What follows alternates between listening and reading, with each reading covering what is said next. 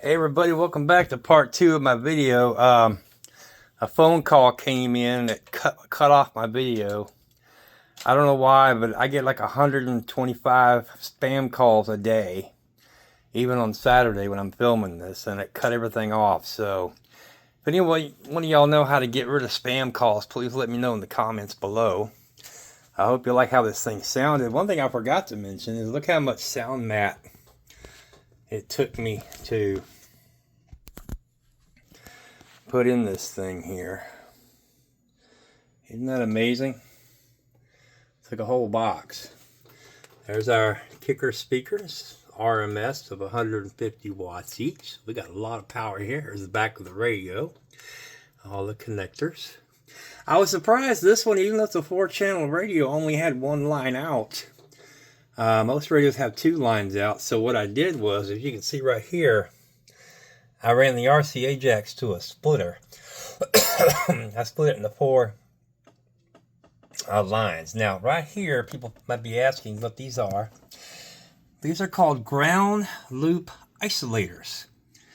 And what these are good for is, or what they do actually, is see how they're coming off the RCA jacks and they plug into the amp. Anytime you have a radio like this, you might get a buzzing sound or a humming sound coming through the speakers, through the radio and everything, through the amps. So what this does, by the way, these amps don't have Bluetooth. You don't need Bluetooth because the radio obviously has it. So I use non-Bluetooth amps. Of course, like I said, you guys have seen me set up boosters before. If you don't know how, it's in the playlist. So anyway, you put these between your radio and your amp, and they have different styles. Some of them have a 1/4-inch connector if you're using an amp that has a 1/4-inch plug-in. These have RCA plug-ins, obviously, so I went ahead and went with these right here. And these amps have a switches here. You adjust the gain, and I've got them turned both up to high. And of course, like I said, there's the relays.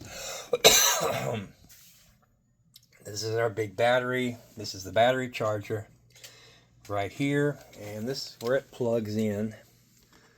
Right here, pull this off here. You can see you just plug an extension cord in, and the battery charger, let me plug this in, is already plugged in right there.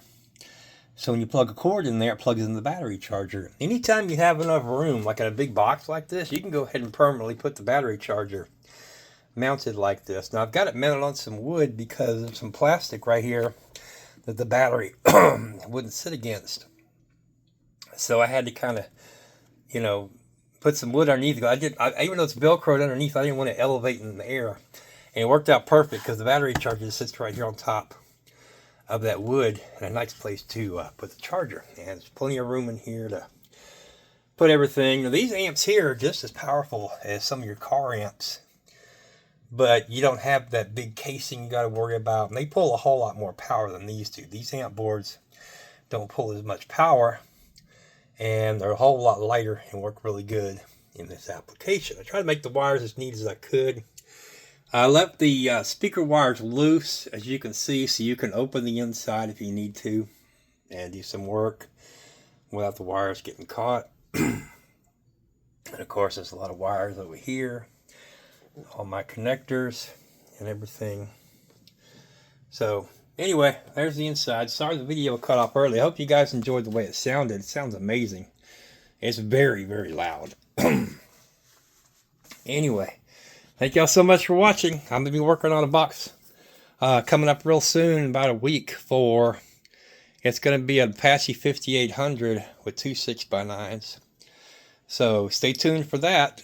And please hit the like button so YouTube knows you like my video. And please hit that subscribe button. And thank you all for watching, and we'll see you next time.